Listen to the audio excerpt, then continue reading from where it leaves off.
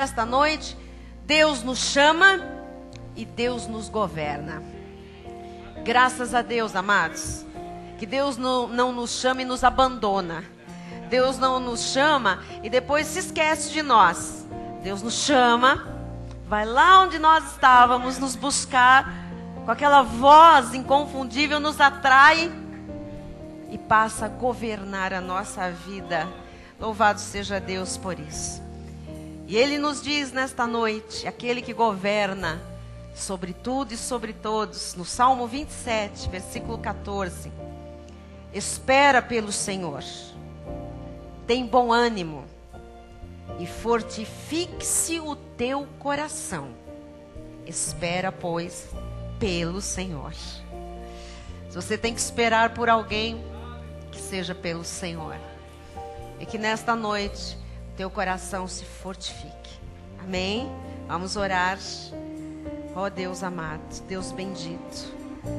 Nesta hora, Senhor, nós já aquietamos os nossos espíritos, Pai. Aquietamos o nosso coração para podermos ouvir a Tua voz. Não a voz de uma pessoa, não a voz de uma carne, mas a voz do Espírito Santo de Deus. Senhor, Tu tens algo a dizer à igreja. Tu queres falar hoje, Senhor, sobre o Teu governo. Portanto, fala-nos a respeito desta grande reforma que a graça de Deus vem trazer à nossa vida. Vem trazer ao povo que o Senhor iluminou os olhos do coração, para que todos nós compreendêssemos a herança e a esperança dos santos.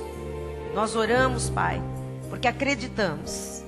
E porque nós acreditamos, nós recebemos esta palavra. E já, Jesus, nos renovamos com ânimo. Estamos sendo fortificados nesta noite e esperamos em Ti.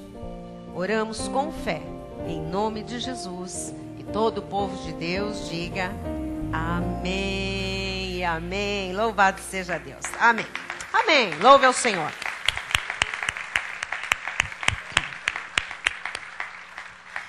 Meus amados irmãos, amados de Deus, eleitos, escolhidos, predestinados, vitoriosos, conduzidos em triunfo, nascidos de uma semente incorruptível, novas criaturas, reis e sacerdotes, ministros de uma nova aliança, povo de propriedade exclusiva de Deus, bom perfume de Cristo, vasos de honra, preparados de antemão para manifestar a glória do Todo-Poderoso, povo do Senhor. Todo crente, ao se tornar crente, ao se converter, por causa da soberania de Deus, tem que ter conhecimento da graça de Deus. É uma pena. Infelizmente, o povo de Deus tem aquele encontro com Cristo, mas não conhece nada da sua graça. Não vive, não desfruta dos benefícios da graça de Deus. Quer dizer que uma nova vida se inicia, a pessoa tem um encontro com Cristo, ela é nova criatura e ela não consegue desfrutar desta nova vida, porque ela não conhece, ela desconhece a graça de Deus. Ora, ninguém pode ser salvo se não souber que a salvação vem pelo ouvir a palavra. Se alguém não souber que tem que crer com o coração e depois confessar a palavra com a boca. Esse é o processo. O Senhor Jesus diz em Efésios 2:8, pela graça sois salvos, mediante a fé. E isso não vem de vós, é dom de Deus. Então, a primeira graça, como o apóstolo Paulo chama, um primeiro benefício, uma primeira dádiva, esta primeira graça, que é conhecida por grande parte do povo de Deus, é a salvação. É a salvação, é a primeira graça a se manifestar da parte de Jesus Cristo, né, com evidências na nossa vida. Esses todos sabem. Agora, ninguém pode ser salvo se não for por meio de Jesus. Todo crente sabe. Só Jesus Cristo salva. Todos nós sabemos disso. Isso está na vida de todo cristão, né? Jesus Cristo é o Salvador. Mas nós sabemos, Jesus disse, que a nós foi-nos dada a plenitude da graça sobre graça. E o apóstolo Paulo, ele quando escreveu aos Coríntios, ele disse: eu vim até vocês para que todos tivessem um segundo benefício. Então ele chama a primeira graça, o primeiro benefício da salvação. E ele se refere a um segundo benefício, a uma segunda graça. E ele diz: eu vim até vocês, eles já eram salvos. Eu vim até o povo salvo para vos apresentar um segundo benefício, uma segunda graça, também chamada a plenitude da graça sobre graça. Então, a primeira graça é para a salvação. A segunda graça que vem à nossa vida, ela vem por revelação. E ela se manifesta através do conhecimento bíblico. Então, vamos entender. Primeira graça, primeiro benefício, salvação do cristão. Amém? Segunda graça, segundo benefício, vem por revelação, através do conhecimento da Bíblia Sagrada. Então, o espírito de sabedoria, esse espírito se manifesta quando eu tenho conhecimento da revelação da graça de Deus. E eu só posso ter a revelação da graça de Deus se for o Espírito de Deus a me revelar. E o Espírito de Deus não revela assim: tive um sonho, agora tenho a revelação. Acordei hoje, conheço a graça. Não existe isso. Deus revela a sua graça pela Bíblia, pelo conhecimento completo da palavra. Todos os cristãos que não conhecem esta segunda graça, pode ser que em algum momento das suas vidas se tornem pessoas repreensíveis. Não é porque são cristãos, são salvos, têm vida eterna, que estão passíveis de repreensão da parte de Deus. Ou seja, pode ser que esses cristãos, por não conhecerem essa segunda graça, esse segundo benefício, a plenitude da graça sobre graça, pode ser que haja em suas vidas, né, alguma coisa que seja motivo de repreensão. No livro de Gálatas 2:11, nós vamos ver um crente muito famoso, muito conhecido, que foi repreendido. Num determinado momento da sua vida, teve motivo de repreensão. Trata-se de Pedro. Diz assim a palavra: quando, porém, Cefas é Pedro, veio a Antioquia, quem está dizendo isso é o apóstolo Paulo. O que ele está dizendo? Quando Pedro veio a Antioquia, Paulo estava em Antioquia, Pedro chegou, ele diz: resisti-lhe face a face, porque se tornara repreensível. Quer dizer que nós estamos vendo um apóstolo repreendendo outro apóstolo. Por quê? Porque num determinado momento da vida de Pedro, ele havia se tornado repreensível. Olha, amados, nós estamos falando do apóstolo Pedro. Ele era mais antigo que Paulo, mais velho que Paulo. Ele era considerado coluna e baluarte da igreja. A sua sombra curava os enfermos. Ele era um homem que conhecia todos os preceitos da lei judaica. Foi o próprio Jesus que o chamou quando o viu. Olha que coisa tremenda.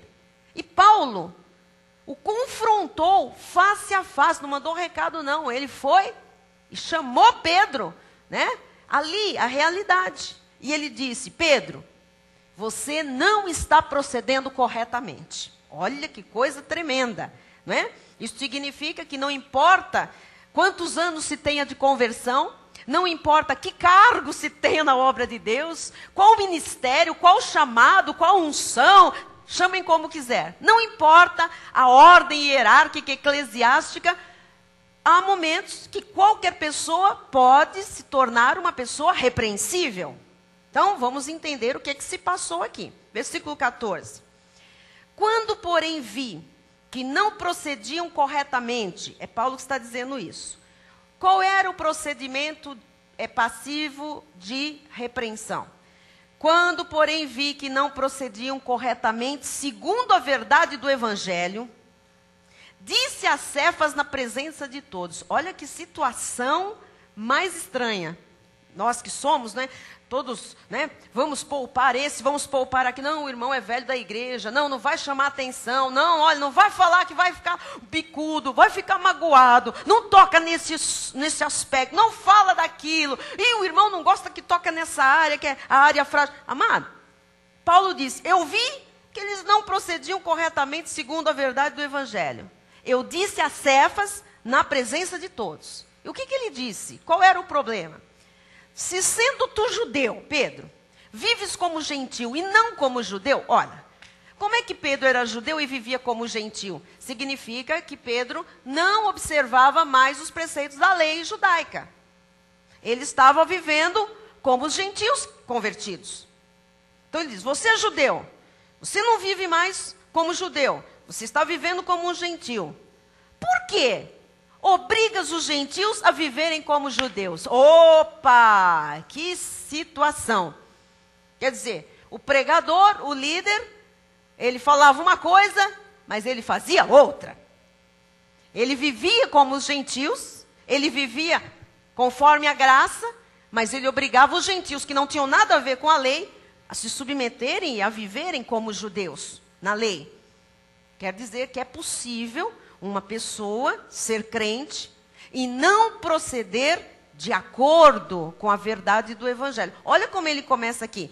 Quando, porém, vi que não procediam corretamente segundo a verdade do evangelho. Quantos crentes existem hoje que não procedem corretamente segundo a verdade do evangelho? Não, não responda não, que nós vamos ter dor no coração.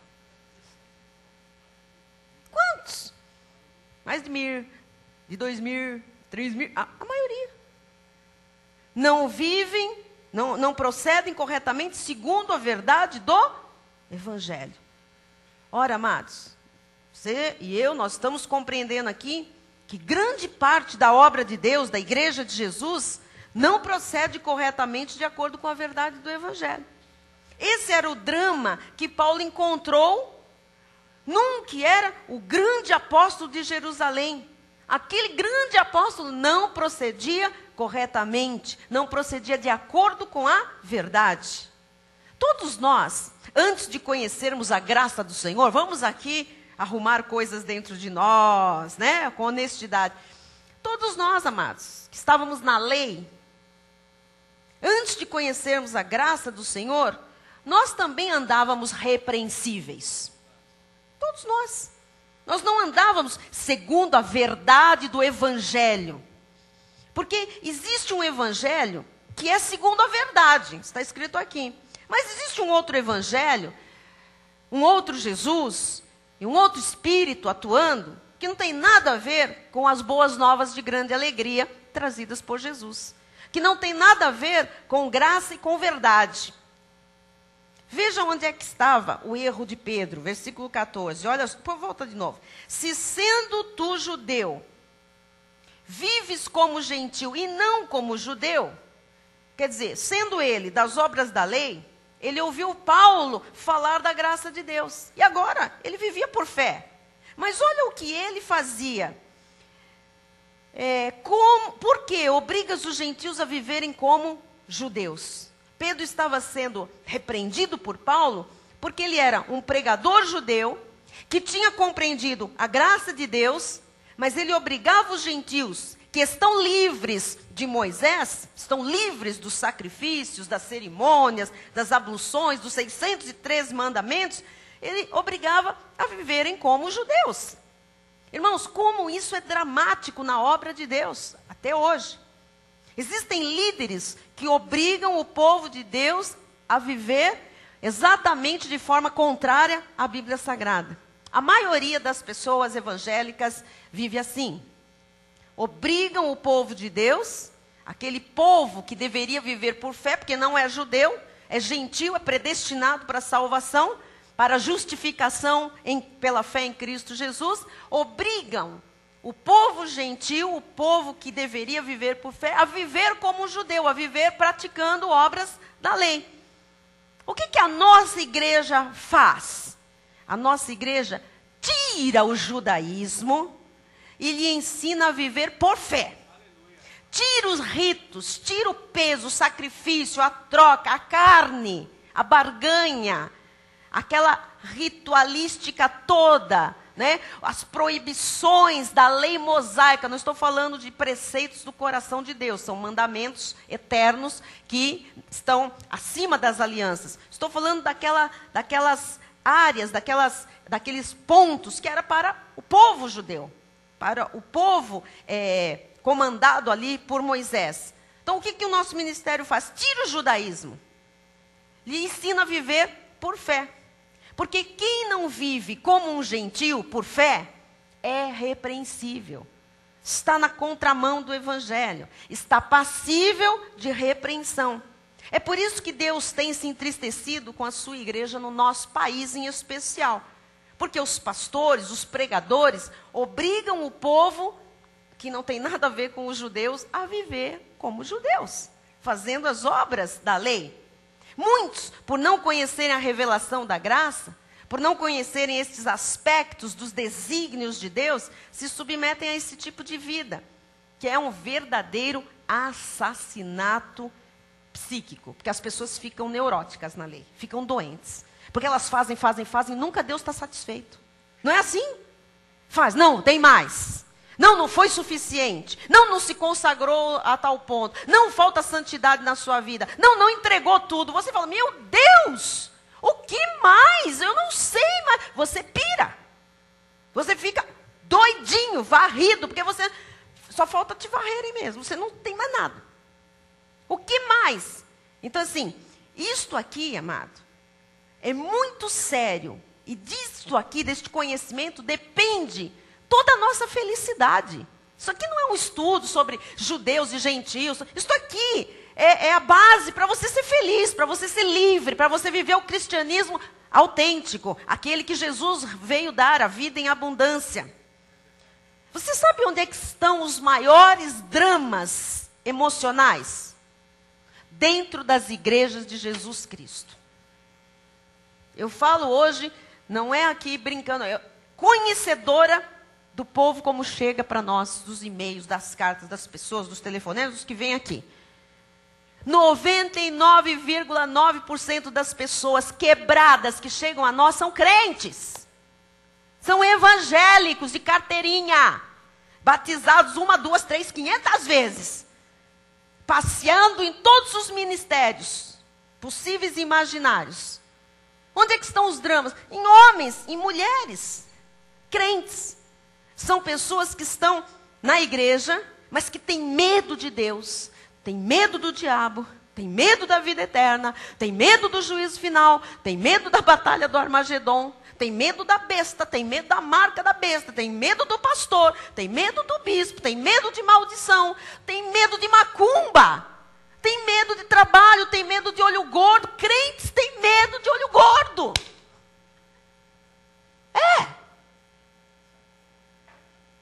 A que ponto chegou esse povo?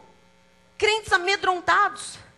São problemas graves que geram angústias, depressões, medos, instabilidades, insegurança, desequilíbrios.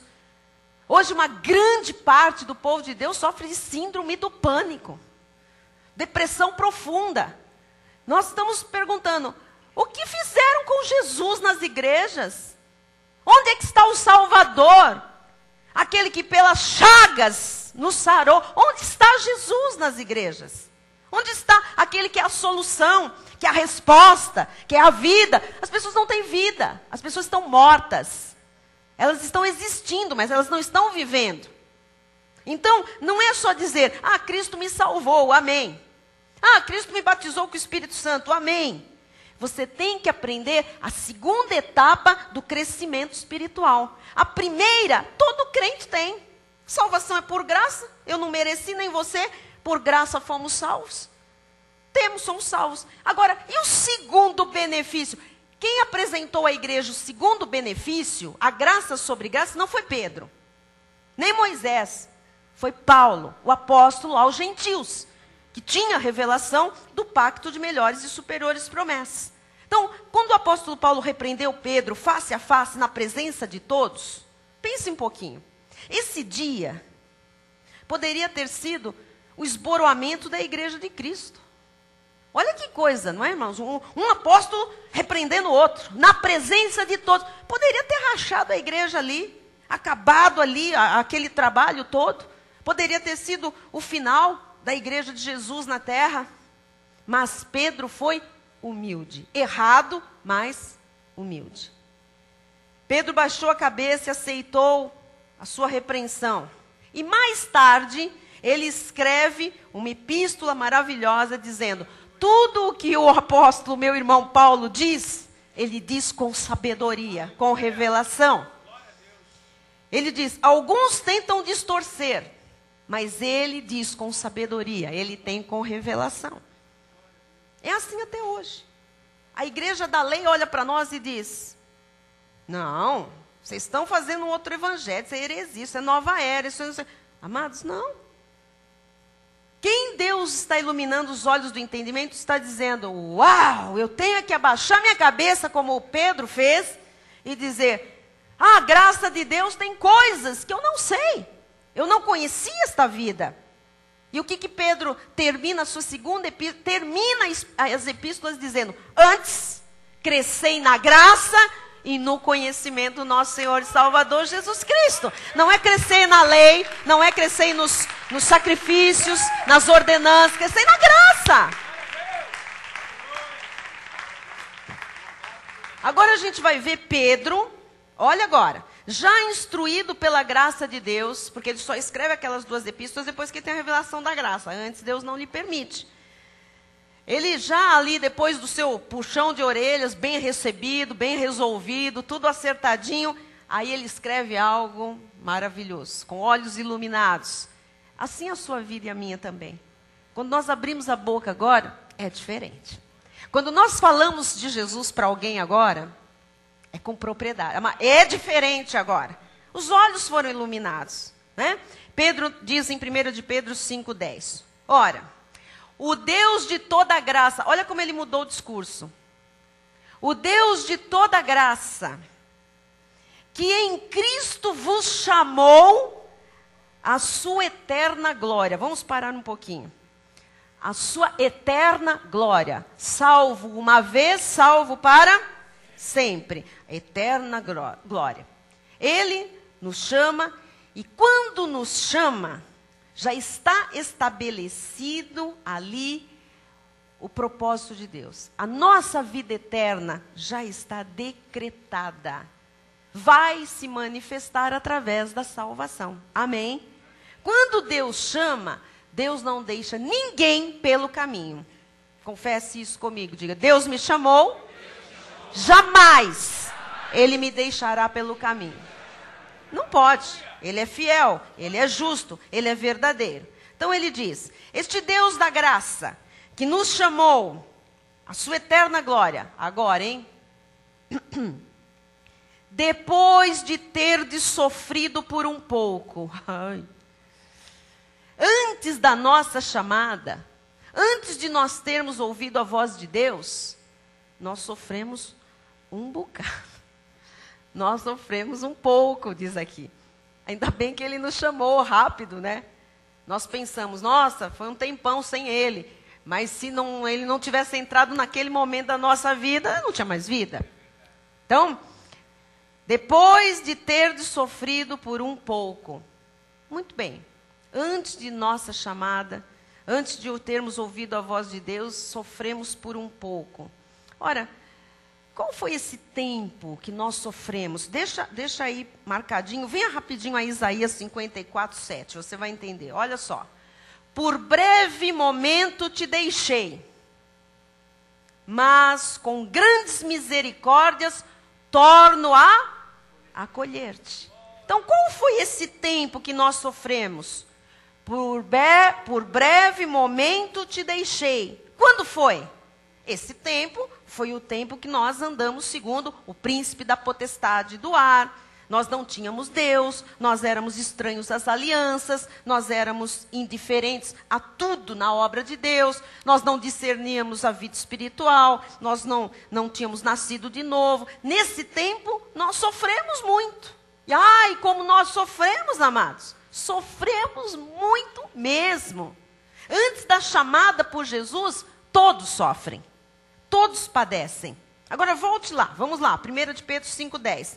Ora, o Deus de toda graça, que em Cristo vos chamou à sua eterna glória, salvação, depois de ter sofrido por um pouco, Ele mesmo, diga glória a Deus, Ele mesmo.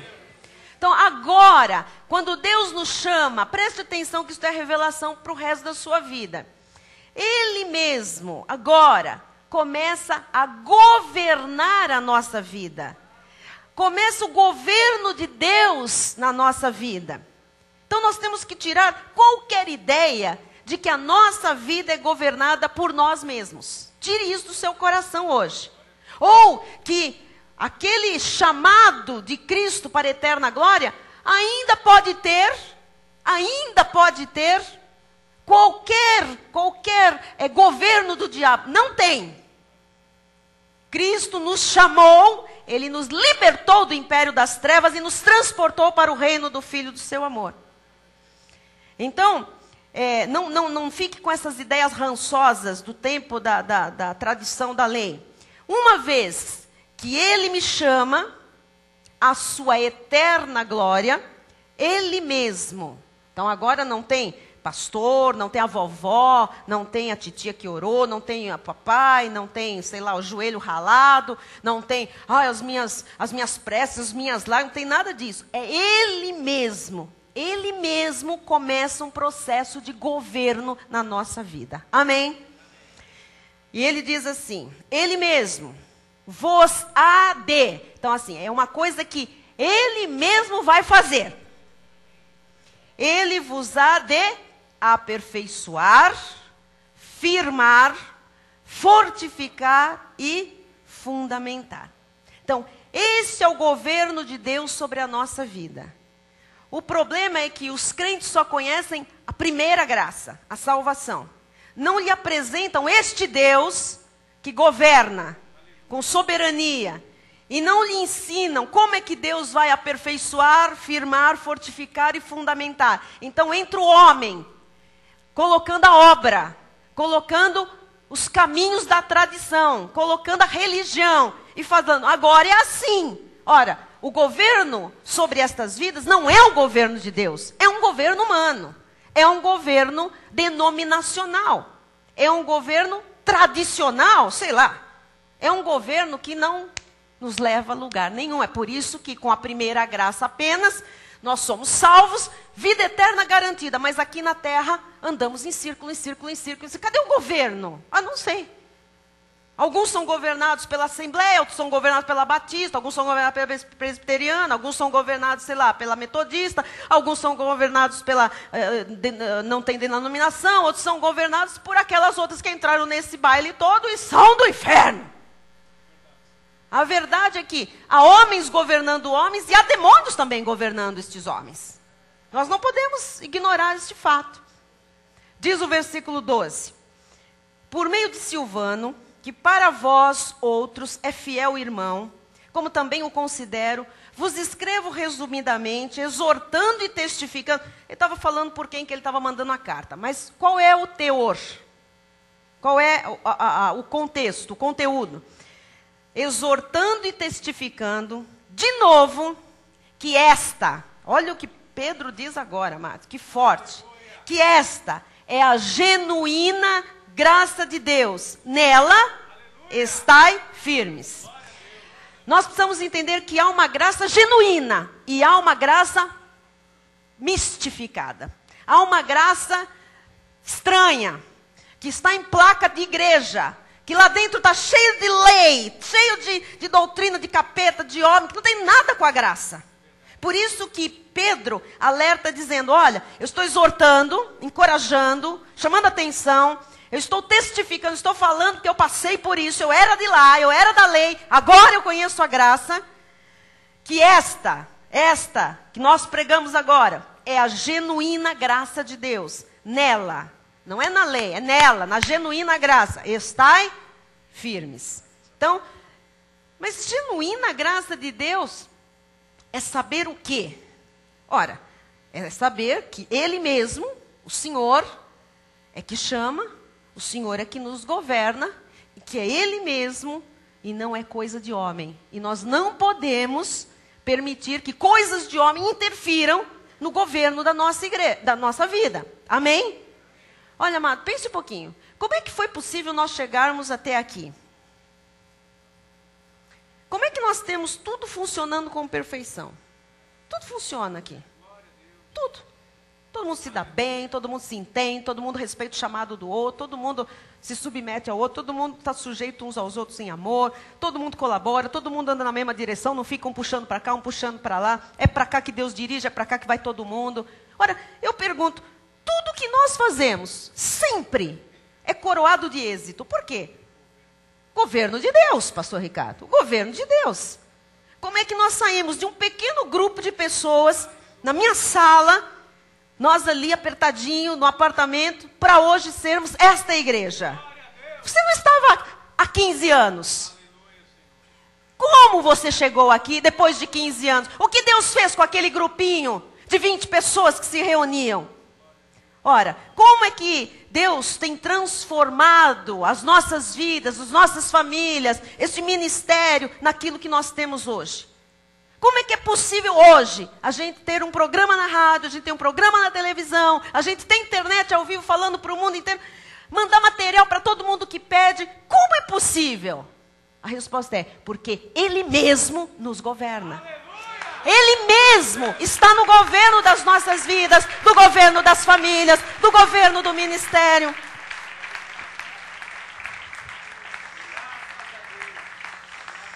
Você pode perguntar, pastora, como é que eu vim parar aqui? Como é que você veio parar aqui? Como é que eu venho aqui, que agora eu amo ouvir essa palavra, eu era legalista, agora eu estou entendendo a graça, eu agora sei a minha posição em Cristo Jesus, eu estou aprendendo como é que se vive por fé. Como é que eu vim parar aqui? Como é que isto aconteceu? Porque Ele mesmo governa a sua vida. E foi tão forte o desígnio de Deus, que Ele não deixou mais que aquele ranço todo, aquelas mentiras todas, lhe segurassem mais, lhe prendessem mais a vida. Aliás, Deus sabe que em cada coração que está aqui hoje, cortado pela graça, porque eu não sei todos, havia um forte desejo de querer mais de Deus, de servir Deus em espírito e em verdade. Sabia que Deus tinha algo que a gente não sabia, mas não era aquilo lá. Tinha que ter uma coisa diferente. O Deus da Bíblia não era o Deus que era pregado. Amados, e Deus que conhece os nossos corações, e o Deus que responde às orações mais secretas, nos trouxe para cá. Isto aqui é o governo de Deus. Isto é a direção de Deus. Você se lembra quando você ia na lei? Quando tinha culto, o dia do culto. O dia do culto era uma coisa. Ai, já passou a semana, culto de novo. Se tivesse que usar o banheiro, então. Isso é uma longa história do passado. A nossa igreja não tinha banheiro. Nós fazíamos campanha para construir um banheiro. Nunca ele foi construído. Nunca. Não tinha nada decente, nada funcionando, nada. Bom, enfim, deixa para lá. Agora nós perguntamos, mas pastora, por que eu conto os dias para vir a esta igreja? Por que eu tenho prazer em estar aqui ouvindo esta palavra? Porque Ele mesmo lhe governa. Se não fosse Deus a falar com você aqui, amado, essa igreja, olha, vamos falar uma coisa séria aqui. Essa igreja não tem nenhum atrativo. Nenhum. Não tem nada. Nós não damos nem um vidrinho de óleo para você. A gente não faz aquela fila, pôr uma fita no braço para você dar 3 pulinhos. Não tem nada. Da carne. Não tem nada. A gente não fica fazendo nem trazendo artista famoso aqui. Não traz. Show de rock, surfista, malabarista, do Circo de Soleil. Não trazendo, mano. As igrejas estão cheias. Uma tem Circo de Soleil, a outra tem as bandas mais quentes do mundo, do planeta. Né? Pregador americano. Tá, amém. Nós não estamos... Tem coisas muito boas. Mas isso não é um atrativo.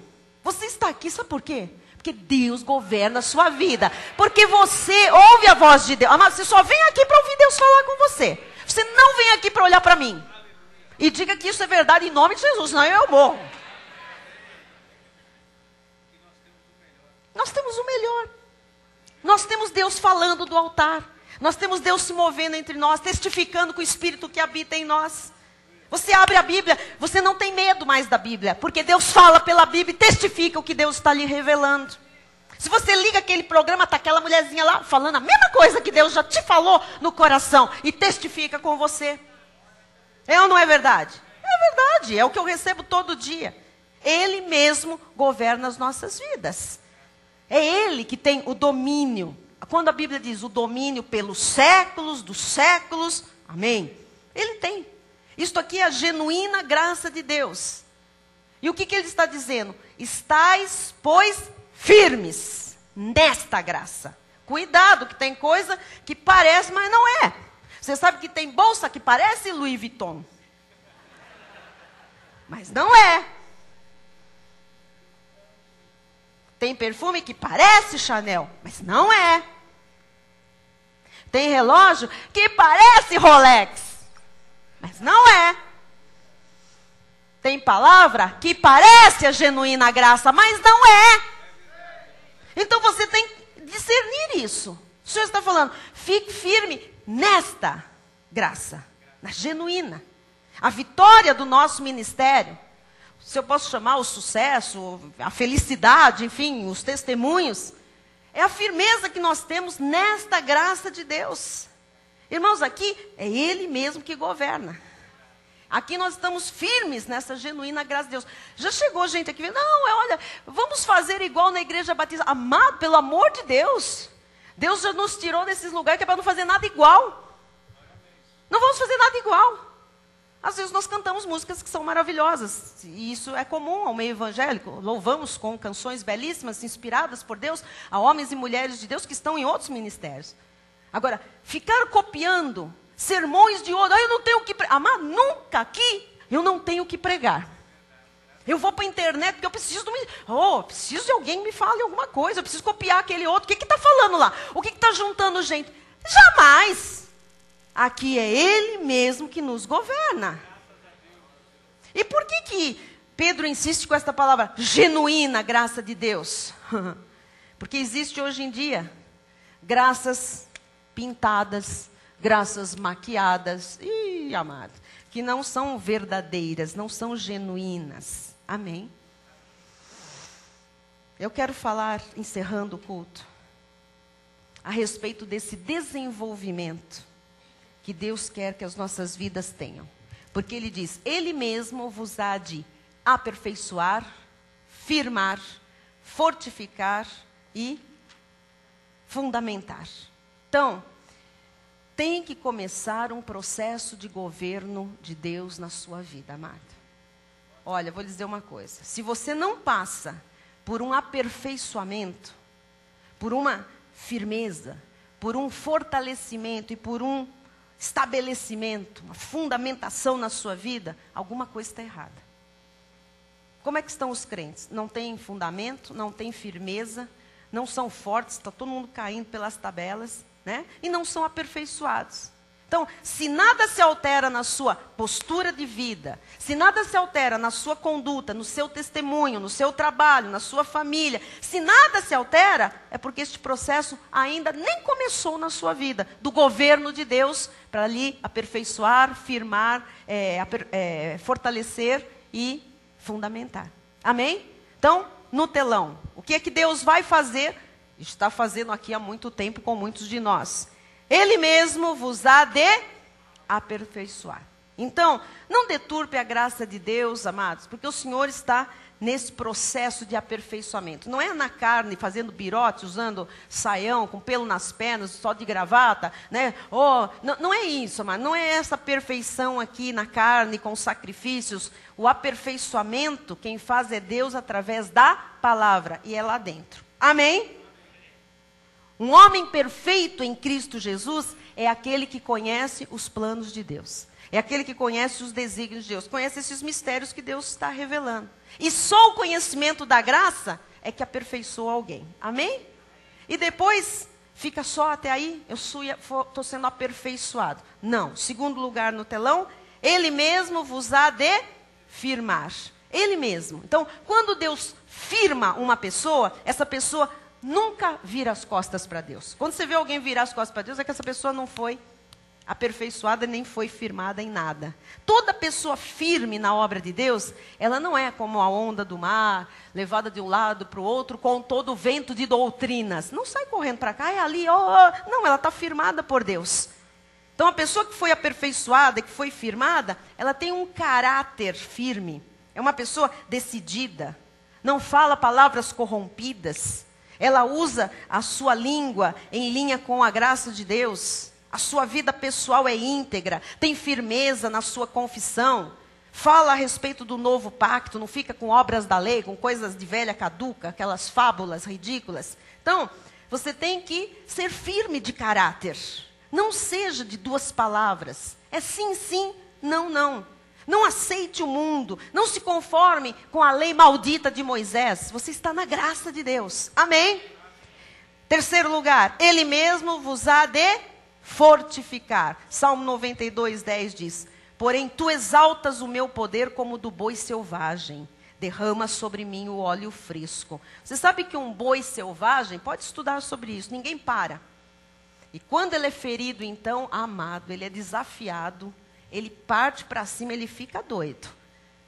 Deus está dizendo que a pessoa que é forte em Deus, ela se torna como esse boi selvagem. E quando lhe ferirem, ela fica mais forte ainda. Ela fica mais ousada ainda. Ela fica mais brava ainda. Não brava com as pessoas, mas ela vai desenfreada e ela vai na direção que ela tem que ir. Nada para.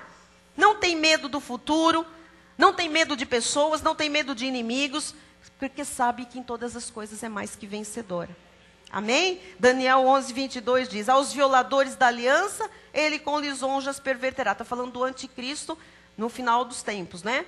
Mas o povo que conhece ao seu Deus se tornará forte e ativo. Daqui hoje você vai sair forte e ativo em nome de Jesus. Ativo no seu trabalho, ativo na sua família, ativo e forte. Ativo no seu testemunho fora da igreja. Tem que ter um testemunho forte fora da igreja. Não é, eu vou te falar de Jesus, vem para a igreja que você vai comigo numa corrente da sexta-feira. Isso não é falar de Jesus, não é falar do amor de Deus, não é falar de igreja, isso é falar de inferno. Jesus não é isso. Amém? Você é forte. Você tem que ter um testemunho forte porque Jesus governa a sua vida. E último lugar, Ele mesmo vos há de fundamentar. Então, não é por minha vontade, não é pela sua vontade, não é pelo nosso esforço, não é por sacrifícios. Para Deus executar esses passos todos na nossa vida, só existe uma condição. É você saber que você nunca poderia fazer isso. Na carne, você é incapaz. Você não é por si só capaz de se fortalecer, firmar, de se fundamentar, de se estabelecer. Não é. Amado, tem que ser uma obra de Deus. Só quando se reconhece que é Deus quem nos governa, é que esse processo é estabelecido na nossa vida. Toda pessoa que tem autossuficiência na obra de Deus é muito infeliz. E também é uma pessoa muito perigosa para ela mesma. Totalmente. Ela não vai passar por esse processo. Graças a Deus que aqui nós temos uma postura transparente. Tudo em relação ao que nós somos como nós somos iguais aqui. Se nos encontrarem no mercado, a gente é igual. Se a gente se encontrar numa escola, a gente é igual. Numa festa, num show, nós somos iguais, amados. Nós somos as mesmas pessoas. Graças a Deus, eu sou como você. Aqui não tem super-heróis no altar, amados. Como tem nas igrejas. Pastor peito de pombo. O poderoso chegou. Que poderoso? O mesmo poder de Deus está na sua vida, está na minha vida. Porque aquele tem uma unção. Amado, é que uns são, outros não são. Né? Não tem unção.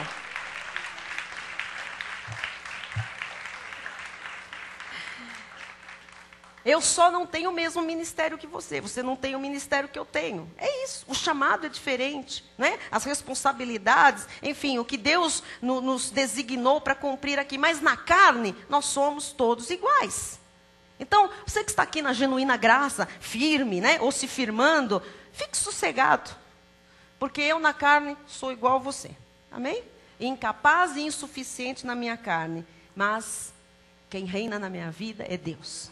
É Deus quem me governa, é Deus quem governa meu marido, minha família. E é Deus quem vai governar a sua vida daqui para frente, a sua casa, a sua família. Amado, é Deus quem nos fundamenta. É Deus quem solidifica as nossas vidas. Eu termino como eu comecei. Salmo 27, 14. Então, espera pelo Senhor. E tem bom ânimo.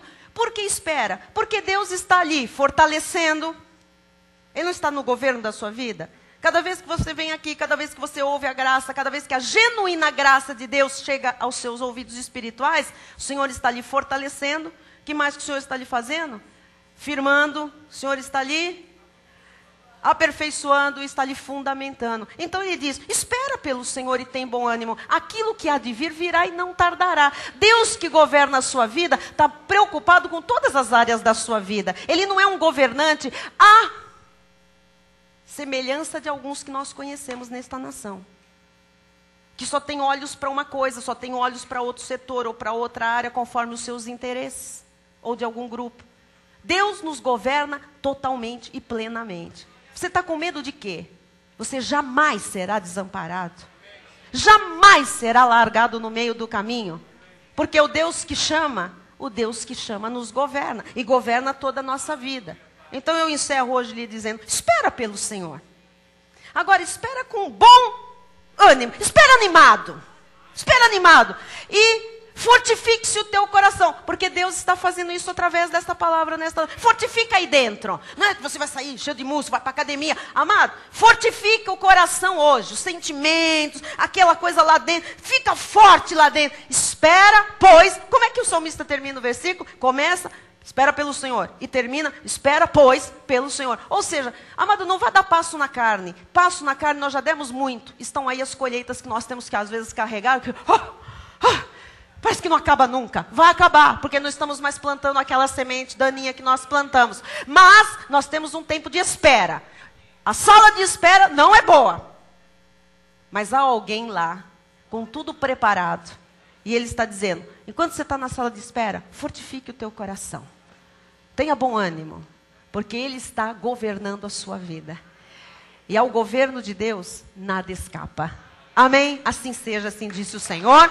Louvado seja Deus. Vamos ficar de pé. Perdoe o horário.